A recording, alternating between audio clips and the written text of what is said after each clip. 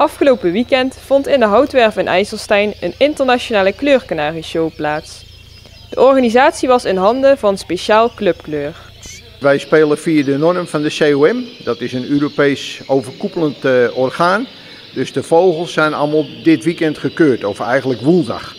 Dinsdag zijn de vogels gebracht en woensdag zijn de vogels allemaal gekeurd door keurmeesters uit België, Nederland en Duitsland. De deelnemers aan de show streden voor de bekers en punten voor het COM-klassement.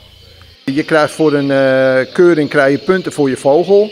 Nou, de kleine verenigingen die geven dan een bekertje of een oorkonde. En wij spelen via een klassement. Dus op alle kooien zit dan een stickertje wat je behaald hebt, goud, zilver of brons.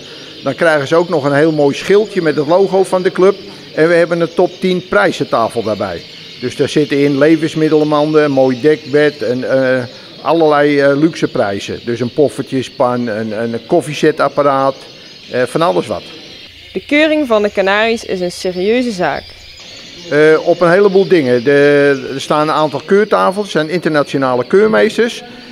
Worden onder speciaal daglichtlampen worden die gekeurd en dan let die keurmeester op de standaard waar die vogel aan moet voldoen. Die moet een bepaalde bestreping hebben, die moet een bepaalde kleur hebben, maar ook de bevedering moet strak en schoon zijn. Naast de keuring van de kleurkanaries kunnen de bezoekers ook vogels kopen. We hebben een verkoopklasse, een heleboel inzenders die hier ook vaak internationale wedstrijden spelen. Hier zit echt de top van de kwekers. Die nemen ook vogels mee, dus mensen die alleen komen kijken, geen inzender zijn, maar toch knappe vogels willen kopen, kunnen hier terecht, want er zitten hier ongeveer 150 vogels in de verkoopklasse. De handel in kleurkanaries is niet vergelijkbaar met de duivensport, waar veel meer geld in omgaat. Je koopt een koppelvogel, dus een man en een pop, gemiddeld voor 40, 50 euro. En de duurdere vogels, die wat zeldzamer zijn, ja, daar zit je aan 60 euro, 70 euro voor een koppel, voor 2 vogels. Dus dat is een redelijk bedrag. Vertel eens iets over de vereniging, want jullie bestaan dit jaar 40 jaar. Ja, we bestaan 40 jaar. We zijn 40 jaar geleden opgericht door een aantal liefhebbers, speciaal in het kleurkanarie gebeuren. En in het verleden hebben we wat wedstrijden gehad toen we nog in de beginjaren zaten we in Bennekom. Ja, we zijn daar gegroeid. De laatste jaren zijn we dus naar een internationale wedstrijd gegaan.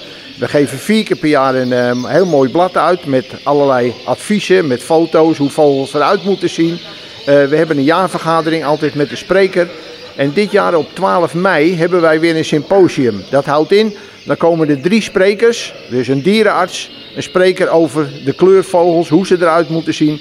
En dan komt ook Johan van der Malen, dat is een man uit België die alles weet van kleurkanaries. Dus dat wordt een hele interessante dag. Ja, en hoe komen jullie in IJsselstein terecht?